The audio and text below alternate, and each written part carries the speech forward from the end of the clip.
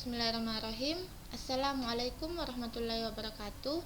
Hamdan wa syukronillah. Salawat wassalam ala rasulillah amma ba'd. Perkenalkan, nama saya Nur Fadil Adam dengan NIM 2011-310, program studi akuntansi. Baiklah, di sini saya akan menjelaskan bab 5, yaitu pengendalian intern atau internal control. Nah, definisi pengendalian intern menurut standar akuntansi 315 Ikatan Akuntansi Publik Indonesia 315 ayat 2, yaitu proses yang dirancang, diimplementasikan, dan dipelihara oleh pihak yang bertanggung jawab atas tata kelola, manajemen, dan personel lain untuk menyediakan keyakinan memadai tentang pencapaian tujuan suatu entitas yang berkaitan dengan keandalan laporan keuangan, efisiensi dan aktivitas operasi, dan kepatuhan terhadap perundang-undangan. Nah, komponen internal ini terbagi menjadi 5. Yang pertama, lingkungan pengendalian, di mana lingkungan pengendalian ini merupakan dasar paling penting untuk semua komponen pengendalian intern yang lain yang menyediakan disiplin dan struktur. Nah, lingkungan pengendalian ini mencakup seperti integritas dan nilai etika, komitmen terhadap kompetensi, partisipasi Dewan Komisaris atau Komite Audit, struktur organisasi, pemberian wewenang dan tanggung jawab, serta kebijakan dan praktik sumber daya manusia. Yang kedua yaitu penaksiran risiko, di mana risiko yang relevan dengan pelaporan keuangan ini mencakup peristiwa dan keadaan intern maupun ekstern yang dapat terjadi dan secara negatif mempengaruhi kemampuan entitas untuk mencatat, mengolah, meringkas, dan melaporkan data keuangan konsisten dengan asersi manajemen dalam laporan keuangan.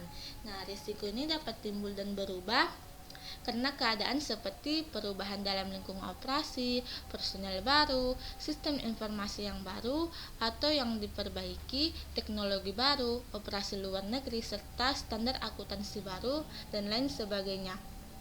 Yang ketiga yaitu aktivitas pengendalian, di mana aktivitas pengendalian ini aktivitas pengendalian yang mungkin relevan dengan audit dapat digolongkan sebagai kebijakan dan prosedur yang berkaitan dengan review terhadap kinerja, pengolahan informasi, pengendalian fisik, serta pemisahan tugas.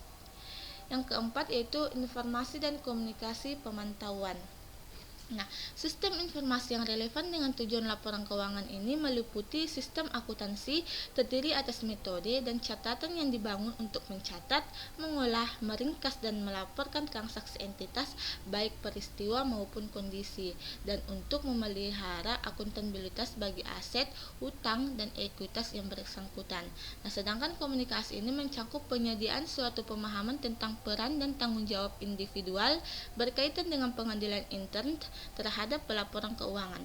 Nah, untuk memahami perencanaan ini, auditor harus memperoleh pengetahuan memadai tentang sistem informasi yang relevan dengan laporan keuangan untuk memahami seperti golongan transaksi dalam operasi entitas yang signifikan bagi laporan keuangan, serta bagaimana transaksi tersebut dimulai, catatan akuntansi, informasi pendukung, dan akun tertentu dalam laporan keuangan yang tercakup dalam pengolahan dan pelaporan transaksi, serta bagaimana pengolahan akuntansi yang dicakup sejak saat transaksi dimulai sampai dengan dimasukkan ke dalam laporan keuangan.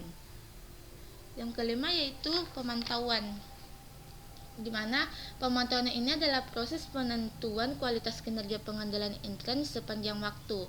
Proses ini dilaksanakan melalui kegiatan yang berlangsung secara terus-menerus, evaluasi secara terpisah, atau berbagai kombinasi dari keduanya. Yang materi kedua yaitu hubungan pengendalian intern dengan ruang lingkup pemeriksaan. Nah, hubungan pengendalian intern dengan ruang lingkup pemeriksaan yaitu jika pengendalian intern suatu satuan usaha lemah, maka kemungkinan terjadi kesalahan, ketidakakuratan ataupun kecurangan dalam perusahaan dengan sangat besar. Bagi akuntan publik, hal tersebut menimbulkan risiko yang besar. Nah, dalam arti risiko untuk memberikan opini tidak sesuai dengan kenyataan. Nah, jika auditor kurang hati-hati dalam melakukan pemeriksaan dan tidak cukup banyak mengumpulkan bukti-bukti yang mendukung pendapat yang diberikannya. Nah, untuk mencegah kemungkinan tersebut, jika dari hasil pemahaman dan evaluasi atas pengendalian intern perusahaan, auditor menyimpulkan bahwa pengendalian intern tidak berjalan efektif, maka auditor harus memperluas skop pemeriksaannya pada waktu melakukan substansi tes. Misalnya, pada waktu untuk mengirim konfirmasi piutang, jumlah konfirmasi yang dikirimkan harus lebih banyak. Pada waktu melakukan observasi atau stok upname, tes atas perhitungan fisik atau persediaan ini harus lebih banyak. Materi ketiga yaitu bagaimana melakukan pemahaman dan evaluasi atas pengendalian intern. Nah, di sini auditor harus mendokumentasikan pemahamannya tentang komponen pengendalian intern entitas yang diperoleh untuk merencanakan audit. Sebagai contoh, dokumentasi pemahaman pengendalian intern entitas yang besar dan kompleks dapat mencangkup bagan alir, kuesioner atau tabel keputusan. Pemahaman dan evaluasi atas pengendalian intern ini merupakan bagian yang sangat penting dalam proses pemeriksaan oleh akuntan publik. Adapun materi keempat yaitu keterbatasan pengendalian intern entitas. Nah, dalam hal ini mencangkup kenyataan bahwa pertimbangan manusia dalam pengambilan keputusan dapat salah dan bahwa pengendalian intern dapat rusak karena kegagalan yang bersifat manusiawi tersebut, seperti kekeliruan atas kesalahan yang bersifat sederhana.